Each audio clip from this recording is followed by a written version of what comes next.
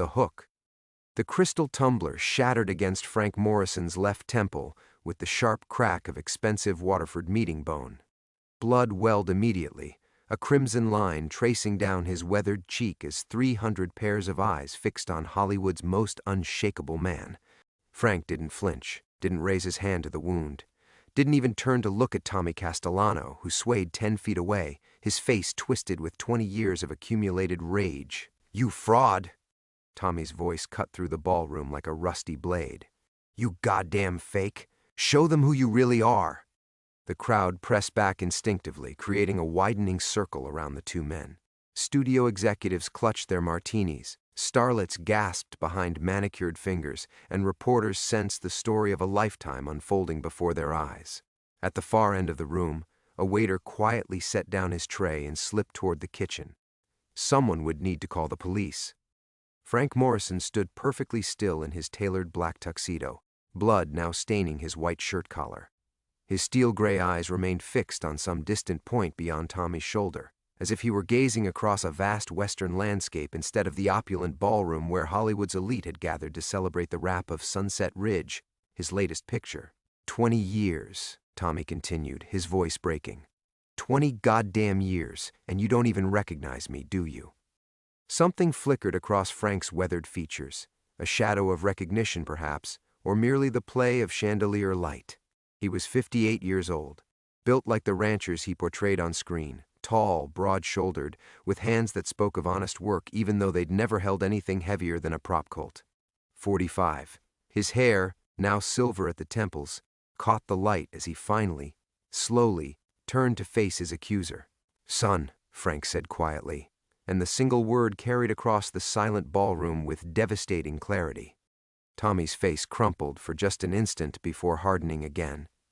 Don't you dare call me that. Not here, not in front of them." The crowd didn't understand. How could they? They saw only what the headlines would report tomorrow, a washed-up method actor, probably envious of Frank Morrison's success, drunk and violent at an industry party. They couldn't know that Tommy Castellano had been born Tommy Morrison, or that the last time these two men had spoken, the boy had been 8 years old and begging his father not to leave for another 3-month location shoot. Frank reached into his jacket pocket. Several men tensed, ready to intervene, and withdrew a pristine white handkerchief. He pressed it to his temple with the same deliberate care he brought to every gesture, on screen and off. The blood soaked through immediately. "You're hurt," Frank said to Tommy, and it took a moment for everyone to realize he wasn't talking about the bleeding gash on his own face. Tommy laughed, but there was no humor in it. "Hurt? You think I'm hurt? Look around, old man. Look at all these people hanging on your every word, treating you like some kind of saint. If they only knew, what would you have me do?" Frank's voice remained level, conversational, as if they were discussing the weather rather than 20 years of abandonment. What would make it right? The question hung in the air like smoke. Tommy's mouth opened and closed, the fight suddenly draining out of him. He'd come here tonight with a plan, expose Frank Morrison for the selfish bastard he really was, tear down the legend in front of everyone who mattered. But he hadn't expected this. Hadn't expected his father to just stand there and take it. "Fight back," Tommy whispered, his voice barely audible. "Hit me, yell at me, show them you're human." Frank shook his head slowly. "I've done enough damage." Around them, the crowd began to murmur. This wasn't how these confrontations usually played out in Hollywood. There should have been security by now, police, lawyers making threats. Instead, they were witnessing something none of them quite understood. A master class in restraint from a man who'd built his career on playing heroes. Tommy's knees buckled slightly, and Frank stepped forward instinctively, one hand reaching out to steady the younger man. For a heartbeat, they stood close enough to touch, close enough for Frank to smell the whiskey and desperation on his son's breath. "Don't!" Tommy jerked away. "You lost that right a long time ago." He turned and pushed through the crowd, leaving Frank Morrison alone in the center of the ballroom, blood slowly staining his collar, surrounded by 300 witnesses who had no idea they'd just watched a father and son destroy each other all over again. Frank folded his handkerchief carefully and returned it to his pocket. When he looked up, His expression was once again that of the unshakable Western hero America loved, but his hands, for the first time anyone could remember, were trembling. The murmur of 300 voices filled the vacuum Tommy had left behind, but Frank Morrison heard only the echo of his son's footsteps disappearing into the crowd. He stood motionless in the center of the ballroom, feeling the weight of every stare, every whispered speculation, every mental note being filed away for tomorrow's trade papers. Frank. The voice belonged to Maureen Walsh, his longtime agent. Her usually unflappable composure cracked at the edges. She approached him like one might approach a wounded animal carefully, with practiced concern masking deeper calculations. "We need to get you looked at. That cut, it's nothing." Frank's hand found his pocket again, fingers brushing against the blood-stained handkerchief. The familiar gesture steadied him, a lifeline to the controlled persona that had served him for 30 years in this business. Around them, the party was attempting to resume its rhythm, but he could feel the undercurrent of excitement, the way scandal electrified a Hollywood gathering like lightning striking dry timber. Studio head Bernard Kellerman materialized at Frank's elbow, his round face flushed with champagne and anxiety. "Jesus Christ, Frank. Who was that lunatic? Do we need to worry about lawsuits? Bad publicity?" The questions hammered against Frank's consciousness, but they seemed to come from very far away. He was remembering, instead, a different kind of gathering, a modest birthday party in a cramped apartment 22 years ago, where a 6-year-old boy had blown out candles on a store-bought cake while his father packed a suitcase for another location shoot. The boy had asked if Daddy would be back for Christmas. Frank had promised he would. He'd missed 3 Christmases in a row after that. "Frank?" Maureen's voice carried a sharper edge now. "We really should. I need some air." The words came out rougher than he intended. Frank straightened his shoulders, muscle memory from decades of playing men who never showed weakness, never revealed the fault lines running through their carefully constructed facades. "Give me a moment." He moved toward the ballroom's French doors, past clusters of actors and executives whose conversations died as he approached and resumed in urgent whispers once he'd passed. The terrace beyond offered sanctuary, a sweep of manicured gardens dropping down toward the lights of Los Angeles, the city that had made him a fortune and cost him everything that mattered. The November air carried the scent of jasmine and distant smog. Frank gripped the marble balustrade, his knuckles white against the stone. The trembling in his hands had worsened, and for a terrifying moment he wondered if this was what a heart attack felt like, this crushing weight in his chest, this sudden inability to draw a full breath. But he knew better. This wasn't his heart failing. This was 20 years of carefully buried guilt clawing its way to the surface. Behind him, the party continued its elaborate dance of ambition and artifice. Through the glass doors, he could see Maureen working the room, no doubt spinning the evening's events into something manageable, something that wouldn't threaten the carefully cultivated legend of Frank Morrison. She was good at her job, the best in the business. She'd weathered scandals that would have destroyed lesser stars, turned potential disasters into publicity gold. But she couldn't fix this. Couldn't fix what he'd broken in a cramped apartment 2 decades ago when he'd chosen another picture over another promise, another role over the one that should have mattered most. Frank reached into his jacket and withdrew a silver hip flask, a gift from John Ford after their 3rd picture together. The whiskey burned, but it was a cleaner pain than the one lodged behind his ribs. He thought about Tommy pushing through the crowd, shoulders hunched with defeat and rage. Thought about the boy who used to wait by the window for a father who came home less and less frequently, until one day he simply stopped coming home at all. The boy had become a man now 38 years old, though the years hadn't been kind. Frank had followed Tommy's career from a distance, watching his son chase the same dream that had destroyed their family. Method acting, they called it now, the new way of doing things. Tommy had talent, real talent, but talent alone wasn't enough in this business. You needed luck, connections, the right breaks at the right moments. You needed a father who gave a damn about something other than his next picture. The sound of footsteps on marble made Frank tense. He turned, expecting Maureen or perhaps Kellerman with more urgent damage control strategies. Instead, he found himself face to face with Rebecca Chen, a young reporter from Variety whose sharp intelligence and sharper questions had made her a rising star in Hollywood journalism. "Mr. Morrison." Her voice was respectful but determined. "I wonder if I might ask you a few questions about what happened in there."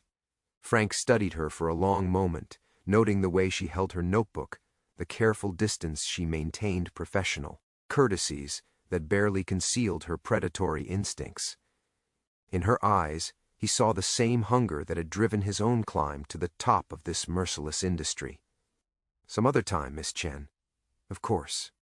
She paused, then added quietly, "For what it's worth, I thought your response showed remarkable grace under pressure." Grace. Frank almost smiled at the word.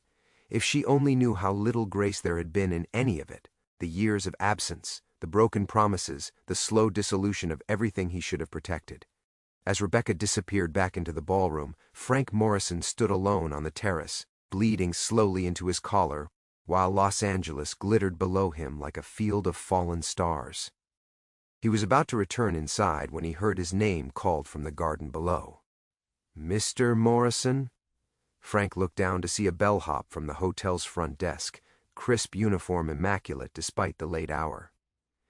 The young man held an envelope in his white-gloved hand. "This arrived for you about an hour ago, sir. Marked urgent. The front desk tried calling your room, but when they couldn't reach you, they asked me to find you personally." Frank descended the stone steps, his polished Oxford shoes clicking against the marble. The bellhop's face was carefully neutral. No doubt he'd heard about the incident in the ballroom, but his professional training kept any curiosity from showing. "Thank you." Frank pressed a folded bill into the young man's palm and accepted the envelope.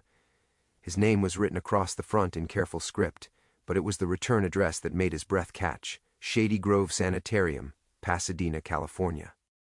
The bellhop melted away into the shadows as Frank turned the envelope over in his hands. The paper felt expensive, heavy institutional stationery, designed to convey dignity and discretion. His fingers trembled slightly as he broke the wax seal. "Dear Mr. Morrison, it is with deep regret that I must inform you of the passing of Mrs. Eleanor Morrison on November 15, 1962, at 3:47 p.m.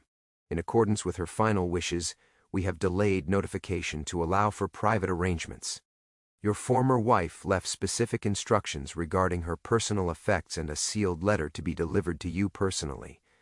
She also requested that we inform you she forgave you and hoped you would find the strength to forgive yourself. Please contact our office at your earliest convenience to discuss arrangements. Sincerely, Dr. Harrison Whitmore." Director Frank's legs gave way, and he sank heavily onto a stone bench beside a fountain where water trickled endlessly into a marble basin. Eleanor. Dead for 3 days, and he hadn't known, hadn't felt it somehow, the way they said you were supposed to when someone who'd once been part of your soul simply stopped existing. She'd been at Shady Grove for 7 years now. Depression, the doctors had called it, though Frank knew the real diagnosis: a slow breaking of the heart, a gradual dissolution of hope that had begun the day he'd chosen another picture over another promise and never looked back. He'd visited her exactly twice. The first time, 6 months after Tommy had found her unconscious in their old apartment, an empty bottle of pills on the nightstand and a note that simply read he can't anymore. She'd looked through him as if he were made of glass, her once vibrant eyes flat and empty. The second visit, a year later, she'd asked him not to come back. "You've done your duty," she'd said in a voice like autumn leaves. "Let me have what's left of my dignity." So he had. He'd paid the bills, ensured she had the best care money could buy, and told himself he was respecting her wishes. The truth was simpler and more damning. He'd been relieved not to face the wreckage of what they'd once been, not to see his own failures reflected in her hollow stare. A second piece of paper had fallen from the envelope onto the gravel at his feet. Frank picked it up with unsteady hands and unfolded it. "Frank, if you're reading this, then I'm finally free. And you're probably wondering why I waited so long to let go. The answer is simple. I was waiting for you to find Tommy, to fix what we both broke. He came to see me last month. He's hurting, Frank, more than either of us realized. He's been carrying our failure for 20 years, blaming himself for not being enough to make you stay. I told him the truth, that it was never his fault, that we failed him, not the other way around." I know what happened tonight at your party. Tommy told me his plan, and I couldn't talk him out of it. He needs to hurt you the way we hurt him. But more than that, he needs his father to finally see him. I'm tired, Frank. Tired of being angry. Tired of waiting for you to become the man I thought I married. But Tommy isn't tired. He's drowning. And he's the only good thing we ever made together. Don't let him slip away like you let me slip away. Don't let him end up in a place like this, broken by dreams and disappointment. Save him, Frank. It's the last role that matters.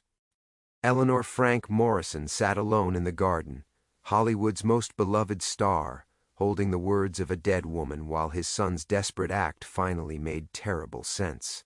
The party continued above him, 300 people celebrating another successful picture, another triumph in the endless pageant of dreams. But for Frank Morrison, the performance was finally over. The letter slipped from Frank's fingers and drifted to the gravel like a dying moth. He stared at it for a long moment, Eleanor's careful handwriting blurring as his eyes filled with tears he hadn't allowed himself to shed in decades. The fountain beside him continued its endless murmur, indifferent to the collapse of a man's carefully constructed world. Save him, Frank. It's the last role that matters. He could hear voices approaching from the terrace above, Maureen's sharp tones cutting through the night air as she issued damage control instructions to someone, probably Kellerman. They'd be looking for him soon, wanting to manage the narrative, spin tonight's disaster into something palatable for the morning trades. The machine of Hollywood never stopped turning, never paused for inconvenient truths or broken hearts. Frank forced himself to stand, his legs unsteady beneath him. He folded Eleanor's letter with mechanical precision and slipped it into his jacket pocket beside his blood-stained handkerchief. When he looked up, he found a figure standing in the shadows near the garden's edge. A man in an expensive suit who stepped forward with the careful gait of someone accustomed to moving through dangerous territory. Frank Morrison? The voice carried a slight accent, possibly Italian. My apologies for intruding on your privacy. Frank wiped his eyes quickly, muscle memory reasserting itself. I'm sorry. Do we know each other? Vincent Torino. The man extended a manicured hand. I own several nightclubs downtown. The Flamingo, Casablanca, a few others you might have heard of. Frank had indeed heard of them, establishments where the city's power brokers conducted business that never appeared in board meeting minutes. He shook Torino's hand cautiously, noting the firm grip and the way the man's eyes catalogued everything without seeming to look directly at anything. I couldn't help but notice the incident earlier this evening, Torino continued, his tone conversational. That young man seemed quite upset. Tommy Castellano, wasn't it? The casual mention of Tommy's name sent ice through Frank's veins. I'm not sure what you're getting at, Mr. Torino. Oh, nothing sinister. It's just that Tommy's been frequenting my establishments lately, drinking heavily, gambling more than he can afford, running up considerable debts. Torino paused, letting the implications settle. I have to say, after seeing him tonight, his behavior makes more sense. Frank felt the ground shifting beneath him again. Another landslide in an evening full of them. What kind of debts? The expensive kind. 15,000 and climbing. He's been chasing his losses, you understand. Very common among actors between pictures. They get desperate, start believing their own publicity about being invincible. Torino's smile was thin as a blade. Of course, my business partners aren't particularly interested in the psychology behind unpaid debts. $15,000. Frank's mind raced through the implications. Tommy was barely scraping by on occasional bit parts and walk-on roles. That kind of money might as well have been $15 million. Why are you telling me this? Professional courtesy. I knew your father back in the day. Michael Morrison was a good man. Helped my family when we first came to this country. I remember when you were just starting out doing those serials at Republic Pictures. Torino's expression softened slightly. Family matters, Mr. Morrison, more than anything else in this world. The mention of his father, dead 10 years now, struck Frank like a physical blow. Michael Morrison had been everything Frank pretended to be on screen. Honorable, reliable, present. He'd run a small hardware store in Burbank and never missed one of his son's school plays, even when Frank had started believing his own dreams were more important than anyone else's reality. What do you want? Frank's voice came out hoarser than intended. Nothing. Consider this a gift, in memory of your father. But Frank, may I call you Frank? Time is not on your side here. My partners are less sentimental than I am. A week, maybe two, before they start looking for alternative forms of payment. Torino turned to go, then paused. For what it's worth, I thought your reaction tonight was admirable. A lesser man would have had security throw him out. But sometimes the right thing and the smart thing aren't the same thing. That boy needs help, not just money, the kind of help only a father can provide. Frank watched Torino disappear into the shadows, leaving him alone with the weight of Eleanor's words and the growing certainty that his son was drowning in ways he'd never imagined. Above him, the party continued its elaborate charade, but Frank Morrison remained in the garden, surrounded by the ruins of everything he'd thought he understood about his carefully ordered life. The performance, he realized, had only just begun.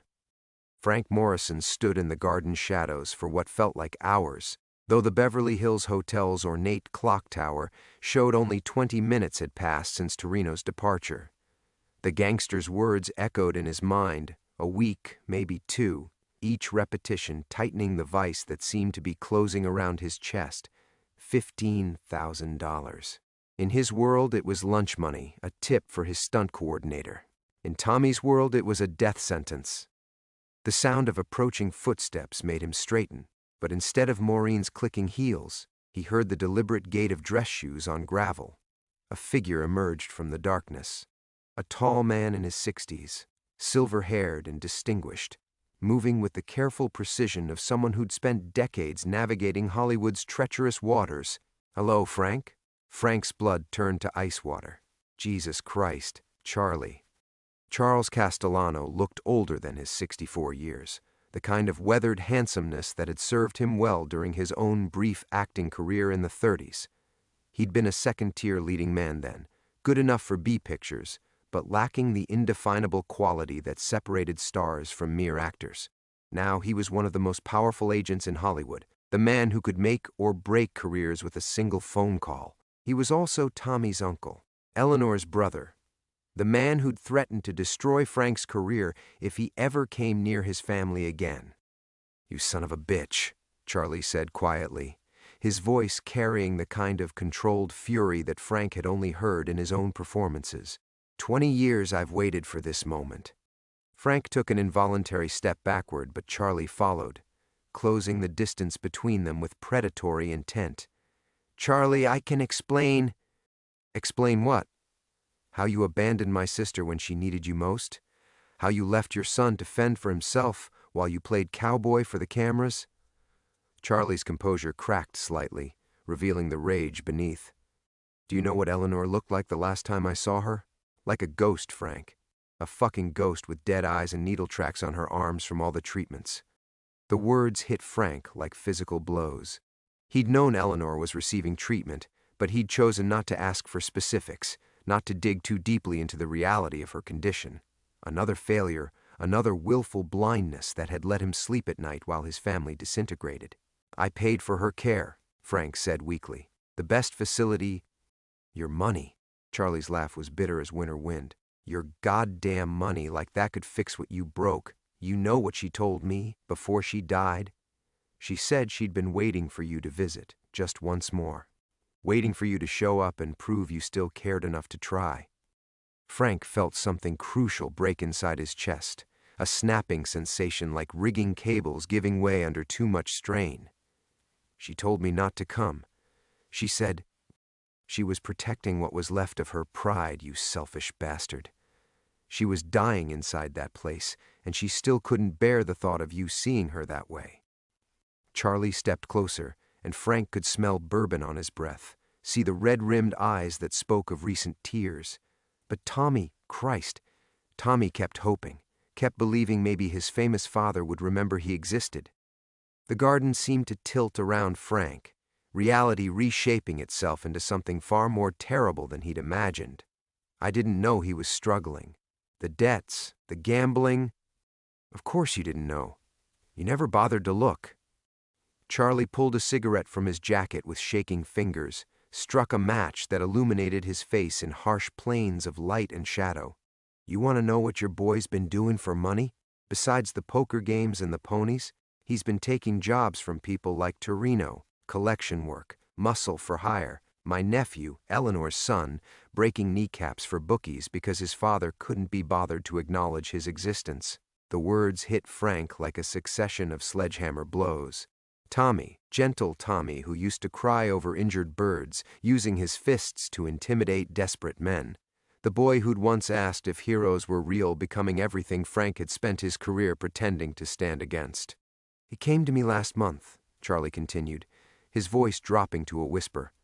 "Begged me to call you, to ask for help. Said he knew you probably hated him, but maybe if I explained how desperate things were." The cigarette trembled between his fingers. "I told him you weren't worth the humiliation, that you'd made your choice 20 years ago." Frank opened his mouth to respond, but no words came. What defense could he offer against the truth? What justification existed for 2 decades of willful absence, of choosing the comfortable lie over the inconvenient reality? "So, tonight," Charlie said, he decided to make his own introduction, to show Hollywood's great moral hero exactly what his choices had created. The agent dropped his cigarette and ground it under his heel. "Congratulations, Frank. You finally got your son's attention." Charlie turned to leave, then paused, his voice carrying across the garden like a final verdict. "She's being buried Thursday morning. Forest Lawn. Eleanor always hoped you'd be there when it mattered." Frank Morrison stood alone among the flowers, surrounded by the wreckage of every lie he'd ever told himself, while 20 years of buried truth clawed its way toward the surface of his carefully constructed world. The garden fell silent except for the endless whisper of water over stone. Frank remained frozen beside the fountain, Charlie's words reverberating through his skull like gunshots in an empty theater. "Eleanor always hoped you'd be there when it mattered." The accusation hung in the air, indicting not just his absence tonight, but every absence that had come before it. He pulled Eleanor's letter from his pocket and read it again. But this time, the words rearranged themselves into a different truth. "He came to see me last month." Tommy had gone to his dying mother first, not because he wanted to, but because Frank had made himself unreachable. The son had sat beside Eleanor's hospital bed, probably holding her hand while she slipped away by degrees, carrying the weight of Frank's abandonment like a stone in his chest. "Don't let him slip away like you. Let me slip away." Frank's carefully constructed memories began to crack and crumble. All these years, he'd told himself he'd respected Eleanor's wishes, that staying away had been a kindness. But Charlie's fury had torn away that comfortable lie, revealing the ugly truth beneath. Frank had abandoned them because facing his failures was harder than playing pretend for the cameras. The sound of footsteps on the terrace above made him look up. Through the garden's decorative lattice, he could see figures moving against the ballroom's golden light. His guests, his colleagues, the assembled pillars of Hollywood society continuing their celebration as if nothing had changed. Maureen would be working the room now, her practiced smile deflecting questions about the unfortunate incident with smooth lies about method actors and artistic temperament. But everything had changed. In the space of an hour, Frank Morrison's entire world had been revealed as an elaborate stage set, beautiful from the audience's perspective, but held together with cheap paint and rotting timber. The man he'd spent 20 years pretending to be, the honorable hero, the moral center, was nothing but a character in an endless performance. He thought about Tommy's face in that moment before the glass shattered against the mirror.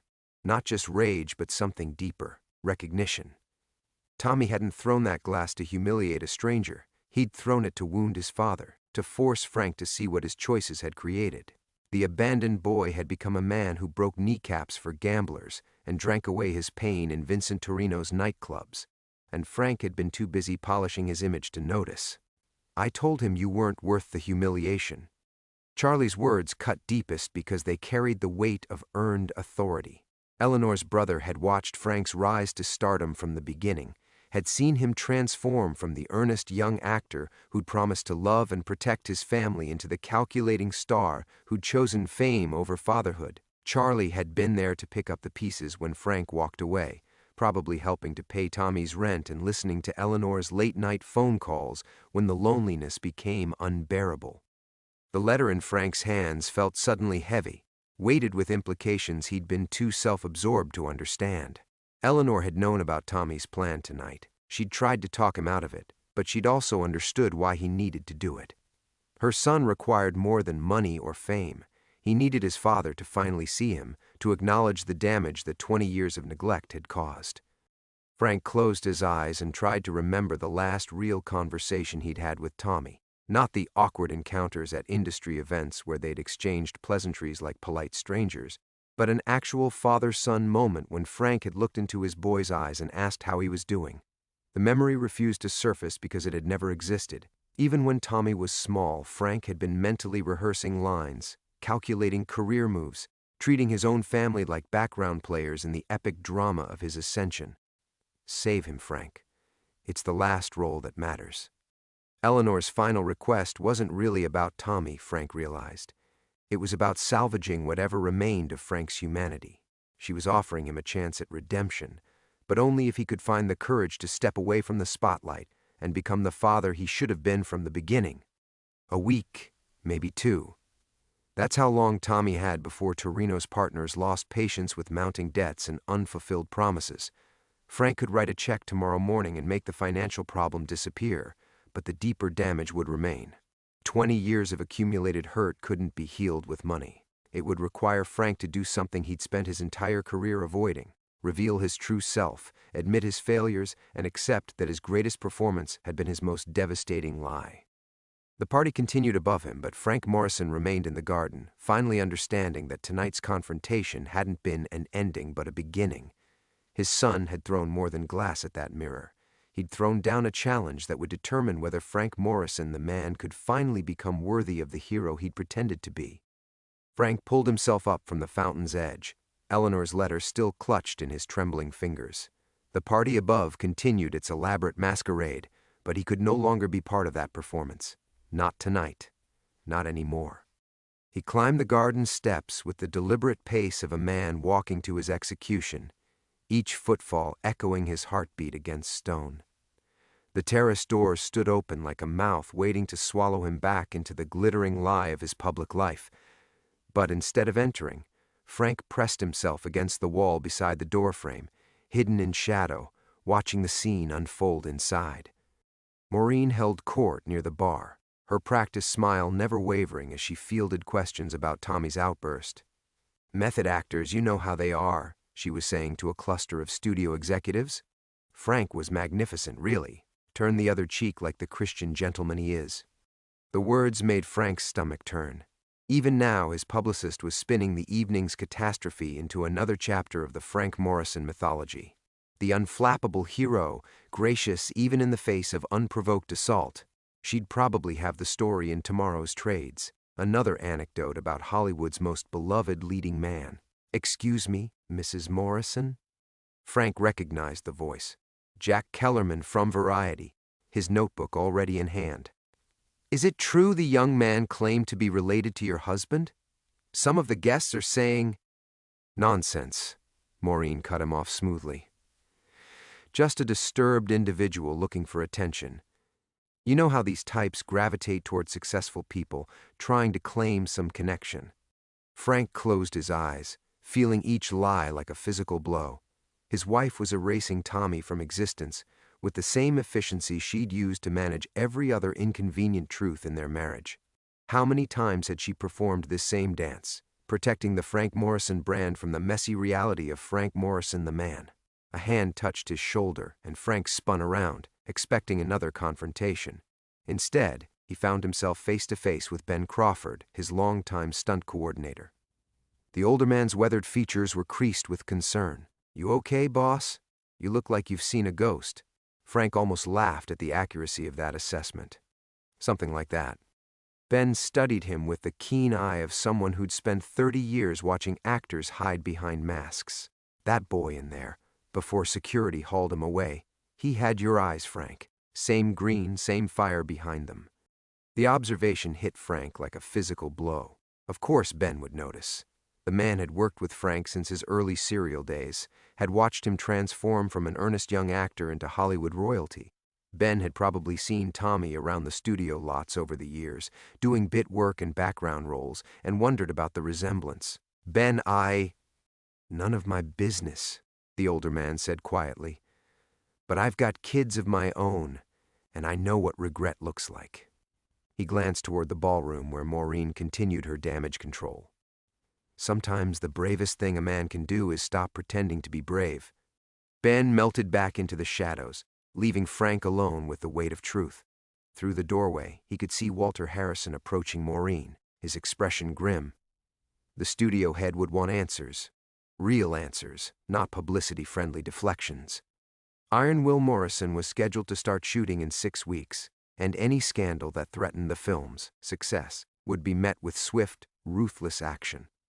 Frank thought about Tommy sitting in a police cell somewhere, probably still drunk, definitely still furious. His son would be processed, fingerprinted, photographed, another humiliation to add to 20 years of accumulated wounds. The morning papers would carry the story, if they hadn't killed it already. Disturbed actor attacks film legend. Maureen would make sure Tommy was portrayed as an unhinged nobody, erasing any mention of family connections, unless Frank stopped it, unless he finally found the courage to tell the truth. The letter crinkled in his pocket as he shifted position. It's the last roll that matters. Eleanor had known this moment would come, had seen the collision course between father and son from her hospital bed. She'd tried to prepare him, to give him the tools he'd need when pretending was no longer possible. Frank pushed away from the wall and walked toward the ballroom's entrance. Every step felt like a choice: continue the performance or shatter it completely. Behind him lay 20 years of careful construction, the Frank Morrison mythology that had made him wealthy and beloved. Ahead lay the unknown territory of truth, messy and painful and utterly without script. He paused at the threshold, watching Maureen's performance with new eyes. She was protecting him, as she always did, weaving lies into a safety net that would let him fall back into comfortable fiction.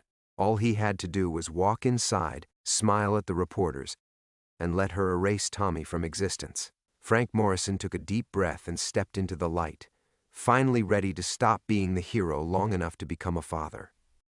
Maureen's smile never wavered, but Frank caught the flash of warning in her eyes. "Stay silent. Let me handle this. Trust the performance." 20 years of marriage compressed into a single look, a lifetime of shared deceptions offered like a lifeline. All he had to do was nod, take his place beside her, and let the machinery of image management grind Tommy into dust. Instead, Frank walked to the center of the room.